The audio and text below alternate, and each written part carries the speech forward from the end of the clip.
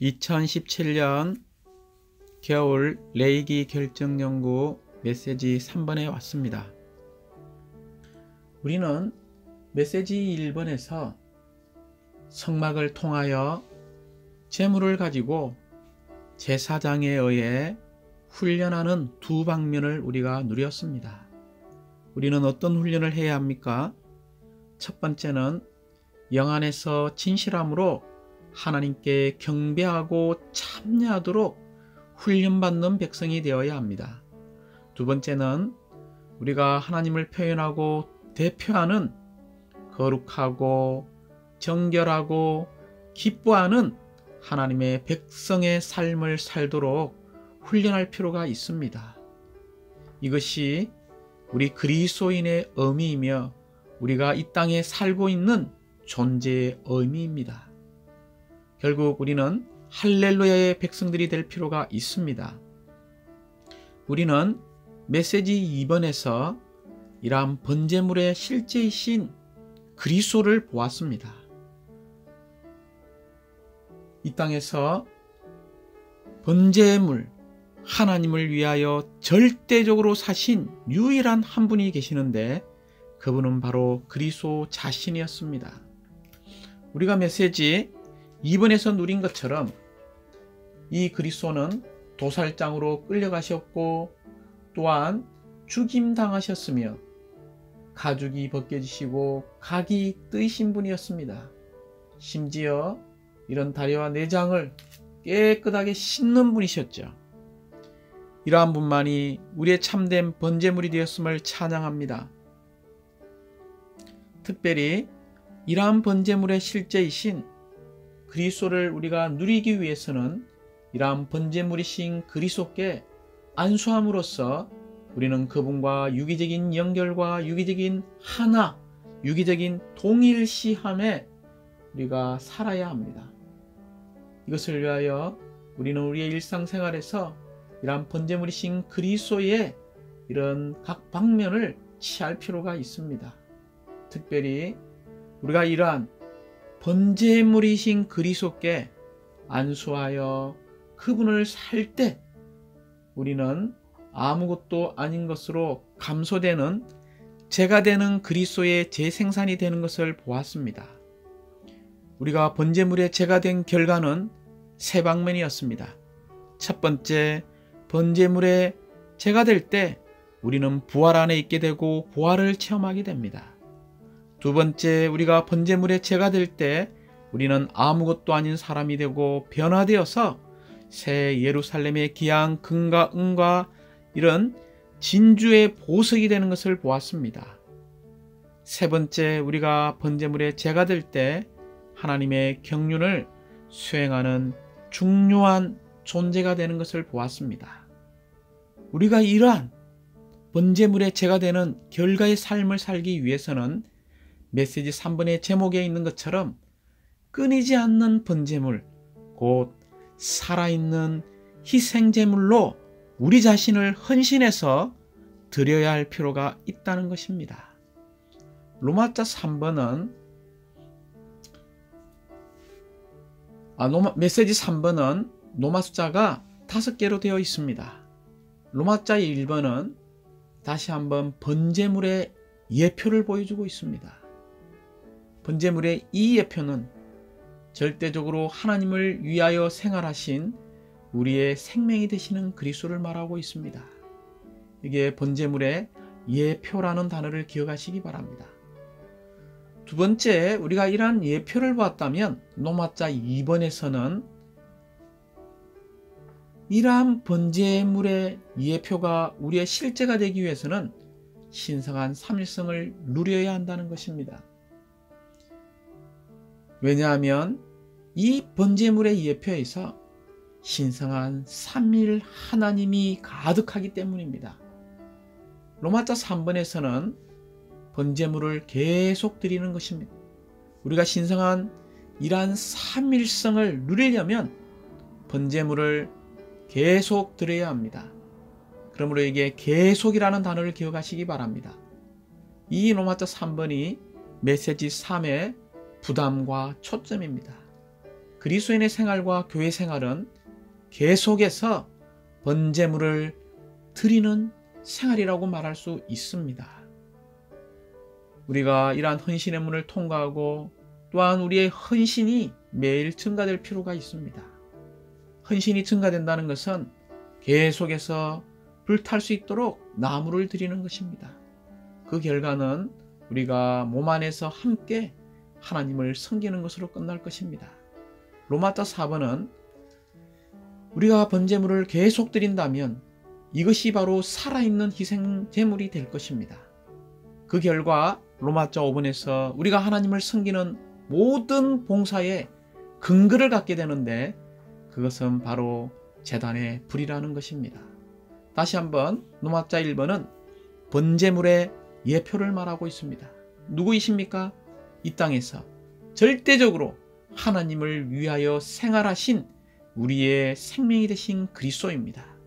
그러므로 우리도 우리의 결혼 생활이 하나님을 위한 생활이 되어야 하고 우리의 직장도 절대적으로 하나님을 위한 생활이 되어야 하고 우리의 학업들, 우리가 돈을 버는 것들, 우리가 자녀를 양육하는 것들, 복음을 전하고 새 사람을 양육하는 것들, 우리의 모든 봉사들이 다 절대적으로 하나님을 위한 것이 되어야 합니다. 로마서 2번은 이 번제물의 예표에 신성한 삼일성이 가득합니다. 그러므로 우리가 절대적으로 하나님을 위한 생활을 살기 위해서는 이러한 신성한 삼일성을 누릴 필요가 있습니다. 우리가 이러한 삼일 하나님을 누린다면 로마서 3번에서 우리는 번제물을 지속적으로 계속 드리게 될 것입니다. 즉 헌신의 생활을, 헌신의 관문을 통과할 뿐만이 아니라 우리의 헌신의 증가가 있어서 결국 함께 몸 안에서 하나님을 섬기는 단체적인 희생제물이 될 것입니다. 로마서 4번은 이런 희생제물이 바로 살아있는 희생제물이라는 것입니다. 이런 살아있는 희생제물이 될 때에 로마서 5번에 우리는 봉사에 참된 근거를 갖게 됩니다. 왜냐하면 이런 살아있는 희생제물 위에 바로 하늘에서 내려오는 불이 내려오기 때문입니다. 결국 우리는 번제단에서 온 불에 의한 근거에서 봉사하는 사람이 될 것입니다. 이런 살아있는 희생제물로 우리가 드려질 때에 하늘에서 불이 내려온다는 것을 기억하시기 바랍니다. 이제 로마서 1번을 좀 더 상세히 보도록 하겠습니다. 로마서 1번은 번제물의 예표라고 이야기했습니다. 레위기 1장 3절에서는 이렇게 말합니다. 만일 제물을 솥대에서 골라 번제물로 바치려면 그는 흠없는 수것을 바치되 자신이 여호와 앞에서 기쁘게 받아지도록 그것을 회막 입구에서 바쳐야 한다라고 말합니다. 특별히 요한복음 4장 34절에서는 예수님께서 그들에게 말씀하셨다. 나의 음식은 나를 보내신 분의 뜻을 행하고 그분의 일을 완성하는 것이라고 이야기했습니다. 여기에 나의 음식이죠. 절대적으로 하나님의 뜻을 행하고 하나님의 일을 완성하는 것. 이것이 바로 레위기 1장 3절에 있는 번제물을 여호와 앞에 기쁘게 바치는 것입니다. 번제물을 말할 때마다 우리는 하나님을 표현하고 대표할 수 있도록 하나님에 의해 창조된 인류가 하나님 외에 다른 어떤 것도 위하지 않으며 하나님만 절대적으로 위한다는 것을 알아야 합니다. 그러나 사람이 타락했죠. 사람이 타락할 때 타락한 사람은 하나님을 절대적으로 위하지 않습니다. 우리가 이것을 깨닫고 그리스도를 우리의 참된 번제물로 취해야 합니다. 우리가 번제물이신 그리스도를 누릴 때에만 우리는 자신이 얼마나 죄악이 가득한지를 깨달을 것입니다. 하나님 앞에서 우리의 첫 번째 문제가 범죄들이 아니라 바로 하나님을 위하지 않는 생활입니다. 도덕적이든 비도덕적이든 선하든 악하든 사랑에 속한 것이든 미움에 속한 것이든 우리가 하나님을 위하지 않고 우리 자신을 위해하는 모든 것이 하나님이 보실 때 죄라는 것입니다. 어떤 것이든 우리가 우리 자신을 위해한다면 그것이 바로 죄입니다. 그러나 육체가 되어 오신 그리스도를 찬양합니다. 이 그리스도는 다만 사람의 죄들을 위해 죽기 위해서만이 아니라, 우리의 문제들을 해결하기 위해서만이 아니라, 우리가 하나님의 심판 안에서 구속받도록 하기 위해서만이 아니라, 그리스도께서 이 땅에 오신 주된 목적은 바로 이 땅에서 번제의 삶, 하나님을 위하여 절대적인 생활을 사시기 위한 것이었습니다. 이 생활은 바로 절대적으로 또 완전하게 하나님을 위한 생활이었습니다. 온 우주 가운데 오직 그리스도만이 절대적으로 하나님을 위한 생활을 사셨습니다. 요한복음 5장 19절에서는 그분은 아무것도 스스로 하지 않았습니다. 요한복음 4장 34절에서는 결코 자신의 일을 하지 않았습니다. 요한복음 14장 10절에서는 자신의 말을 하지 않았고, 요한복음 6장 38절에서는 자신의 뜻을 행하지 않았습니다. 요한복음 7장 18절을 볼 때에 그리스도 그분 자신은 자신의 영광을 결코 구하지 않았습니다. 그리스도는 절대적으로 하나님을 위해 사신 흠이 없고 점이 없는 참된 번제물의 실제이십니다. 우리는 번제물의 실제이신 이 그리스도께 안수할 때 그분과 동일시되고 하나 될 수 있습니다. 그러므로 레위기에서 가장 먼저 언급된 것은 속죄제물이나 속건제물이 아니라 어떤 제물입니까? 레위기 1장 3절을 볼 때 번제물을 먼저 언급했습니다. 이것은 자신을 위해 살고 하나님을 위해 살지 않는 이것이 우리의 첫 번째 문제라는 것입니다. 사람이 창조된 목적은 오직 하나님만을 위하도록 창조되었습니다. 우리 스스로는 절대적으로 하나님을 위할 수 없는 타락한 존재라는 것을 기억하시기 바랍니다. 그러므로 우리는 번제물의 실제이신 그리스도가 너무나 필요합니다. 왜냐하면 이 그리스도께서 번제물이 되실 완전한 자격을 갖고 계시기 때문입니다. 다시 한번 우리가 요한복음 7장을 읽어볼 때 주 예수님께서는 하나님의 만족을 위해 하나님의 영광을 구하시는 분이었습니다. 그분은 결코 자신의 말을 하지 않고 하나님의 말씀만을 말하는 사람이었습니다. 또한 하나님에 의해 제한받고 그분의 보내심을 받음으로써 이 땅에서 하나님의 뜻을 수행하시고 하나님의 일을 수행하시며 또한 생활 가운데서 하나님을 완전히 표현하시고 나타내시는 번제의 삶을 사신 주님을 찬양합니다. 이것이 번제물의 예표입니다. 이제 로마자 2번에서는 이 번제물의 예표에서 우리는 신성한 삼일성을 볼 수 있습니다. 특별히 이 신성한 삼일성을 계시하는 아주 중요한 6가지 항목이 있죠. 첫 번째는 번제물이고, 두 번째는 회막이며, 세 번째는 여호와이며, 네 번째는 제사장입니다. 다섯 번째는 불이죠. 여섯 번째는 이 번제물의 내장과 다리를 씻는 물입니다. 먼저 이 번제물은 전적으로 누구입니까? 바로 하나님의 만족을 위한 음식이신 그리스도를 말하고 있습니다. 이 회막은 누구입니까? 이 회막도 바로 제물을 드리는 장소이신 아들 그리스도를 말하고 있습니다. 여기에 있는 제사장은 누구입니까? 바로 섬기는 분이신 아들 그리스도를 말하고 있습니다. 물론 여호와는 제물을 받으시는 분이신 아버지를 가리키고 있죠. 결국 그분은 장소와 제물을 드리시는 그리스도임을 찬양합니다. 또한 이 불은 하나님의 입이죠. 왜냐하면 이 태워질 때에 이 음식이 하나님의 신성한 식사가 되기 때문입니다. 레위기 1장 8절과 9절에서 불은 기쁘게 받으시는 주체이신 하나님을 상징하고 있습니다. 불은 태워버리고 삼켜버립니다. 우리는 음식물을 우리의 입으로 받아들입니다. 그렇지 않습니까? 이와 마찬가지로 하나님은 제물을 불로 태움으로써 받아들이십니다. 그러므로 엄격히 말해서 이 불은 여호와의 입인 것입니다. 먹는 일에서 우리의 입이 곧 우리의 인격입니다. 그러므로 번제물을 태우는 이 불이 하나님 자신이었습니다. 그러므로 히브리서 12장 29절은 왜냐하면 우리 하나님은 태워버리는 불이시기 때문입니다 라고 말합니다.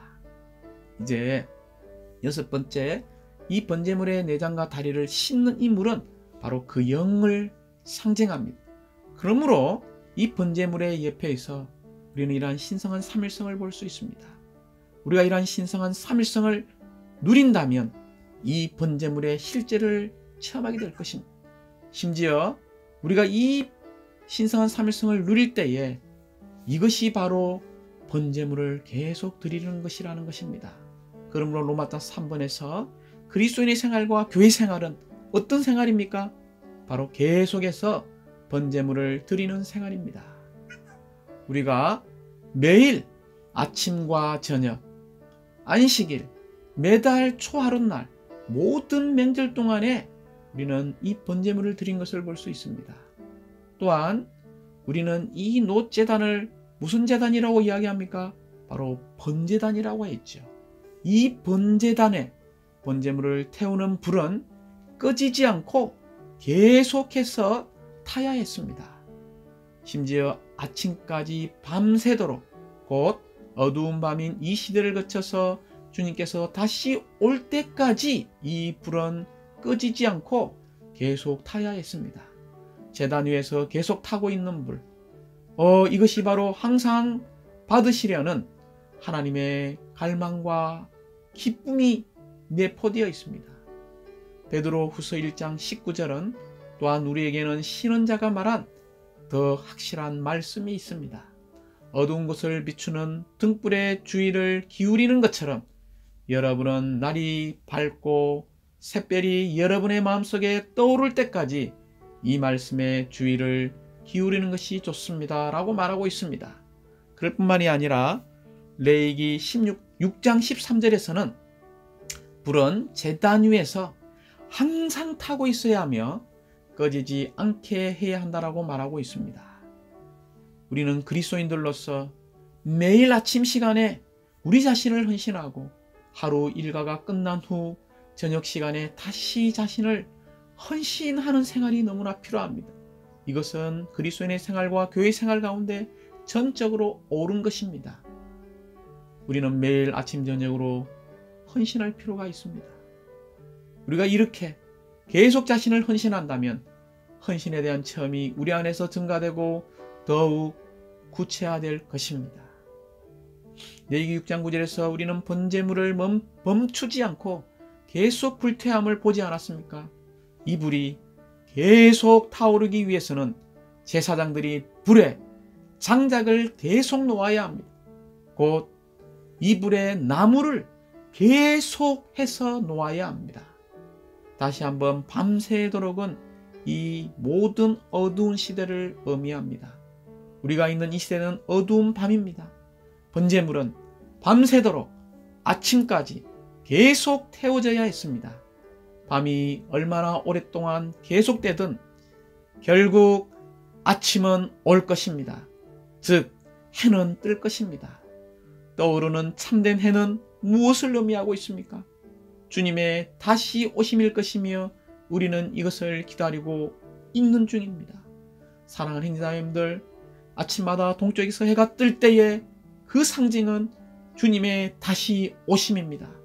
우리의 주님의 다시 오심을 기다리는 이런 번제의 삶을 사는 사람이 되기 원하고 제단 위에서 온종일 불타고 있는 그리스도인의 생활을 사는 사람들이 되기 원합니다. 로마자 4부는 우리가 이렇게 제단 위에서 온종일 불타고 있는 이런 번제의 생활을 사는 것이 살아있는 희생 제물을 드리는 것입니다. 이런 살아있는 희생 제물을 드리는 것이 우리의 진정한 헌신입니다. 헌신의 진정한 의미는 무엇입니까? 제물이 되는 것입니다. 로마서 12장 1절은 그러므로 형제님들 내가 하나님의 자비로 말미암아 여러분에게 권유합니다. 여러분의 몸을 하나님께서 기뻐하시도록 거룩하고 살아있는 희생제물로 드리십시오. 이것이 여러분의 합리적인 봉사입니다. 또한 12장 5절에서는 이와 같이 우리 많은 사람도 그리스도 안에서 한 몸이며 각 사람이 서로 지체들입니다.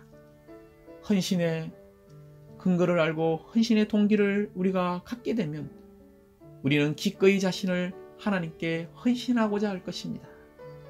그러면 헌신이라는 것이 무엇입니까?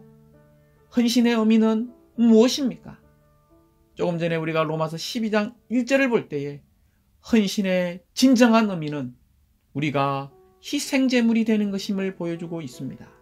여기에 제물이라는 단어는 어떤 뜻입니까? 바로 어떤 것을 하나님을 위하여 구별하여 제단 위에 올려 놓음으로써 위치와 용도가 바뀌는 것입니다. 즉 우리가 이 제물이라고 할 때 바로 하나님께 선물을 드리는 것과 같습니다. 선물을 드리면 그 소유는 누구의 것입니까? 바로 하나님께 되죠. 그 위치는 누구의 손에 있습니까? 선물을 받은 사람의 손에 있습니다. 그 선물은 준 사람의 용도입니까? 받은 사람의 용도입니까? 바로 받은 사람의 용도입니다. 그러므로 이 제물이라는 것은 하나님께서 쓰시도록 하나님께 드려진 선물이라는 것을 기억하시기 바랍니다. 이 선물로 남에게 주었을 때 이 선물은 원래 준 사람의 위치에서 받는 사람으로, 또한 이 용도는 원래 가지고 있던 사람의 용도에서 받은 사람의 용도로 바뀌는 것 같습니다. 다시 한번 이 위치, 즉 우리가 희생의 제물로 하나님께 헌신했을 때 더 이상 우리 자신이 우리 손 안에 있지 않고 하나님의 손에 있다는 것을 말하고 있습니다. 두 번째 용도에 있어서 이전에 우리는 우리 자신을 위해 살았고 세상을 향해 나갔지만, 또한 우리의 뜻대로 살았지만, 우리가 살아있는 희생제물로 헌신했을 때 이제는 오직 하나님을 위한 사람으로서 분별된 용도가 되었다는 것을 알아야 합니다. 그러므로 우리 자신이 하나님의 손에 있고 하나님을 위한 사람이 되기 위해서 매일 살아있는 희생제물을 드려야 합니다. 이럴 때 우리는 부활 생명을 가지고 하나님을 참되게 끊임없이 계속 드릴 수 있게 되는 것입니다. 이럴 때 주님은 계속해서 우리를 사용하시게 되죠. 다시 한번 우리의 위치는 분별되었고 이제 우리는 기질적으로 이 용도에 있어서 변화되고 있음을 찬양합니다. 그러나 이것은 다만 개인적인 것이 아니라 로마서 12장 5절에서 이야기한 것처럼 절대적으로 몸을 위한 것입니다. 왜냐하면 우리의 모든 생활은 그리스도의 몸 안에서 개별적인 봉사가 되어서는 안 되기 때문입니다. 모든 봉사는 그리스도 안에 있는 한 몸의 봉사여야 합니다. 그러므로 교회 전체가 하나님의 만족을 위한 번제물이 되어야 합니다. 몸을 살아있는 희생제물로 드림으로써 그리스도의 몸 안에서 사는 번제의 삶을 사는 믿는 이들이 되기 원합니다. 이제 마지막 로마자 5번입니다. 우리가 이렇게 살아있는 희생제물이 되어서 위치와 용도에 있어서 이제 위치에서는 하나님의 손안에 있고 용도에 있어서는 기질적으로 우리가 변화되어서 하나님을 위한 분별된 사람이 될 때에 이것이 바로 봉사의 근거입니다. 이럴 때 우리는 제단에서 온 불에 의한 근거에 의해서 봉사하는 사람이 될 것입니다. 우리가 이런 살아있는 희생제물로 드려질 때에 하늘에서 불이 내려온다는 것을 기억하시기 바랍니다. 그러므로 하나님은 이 불에 근거하여 봉사하기를 너무나 갈망하십니다. 제단에서 온 불이 우리가 하나님께 드리는 봉사의 기반입니다. 곧 우리가 십자가를 알고 우리 자신을 십자가 위에 둘 때에 봉사의 기반이 있는 것입니다. 또한 제단에서 나온 불이 봉사의 동력입니다. 하나님께서 사람을 통해서 움직일 수 있는 유일한 길은 바로 제단에서 나온 불이어야 합니다. 또한 제단에서 나온 타는 불이 능력 있는 봉사를 산출하고 결국 이 불탐에 의해 산출된 일은 금과 은과 보석이 될 것입니다. 우리가 이 불탐, 이 태움에 세 방면이 있다는 것을 기억하시기 바랍니다. 첫 번째 방면은 우리가 번제단에서 태워지는 것입니다. 하나님은 이런 번제단 위에서 태워지기를 너무나 갈망하십니다.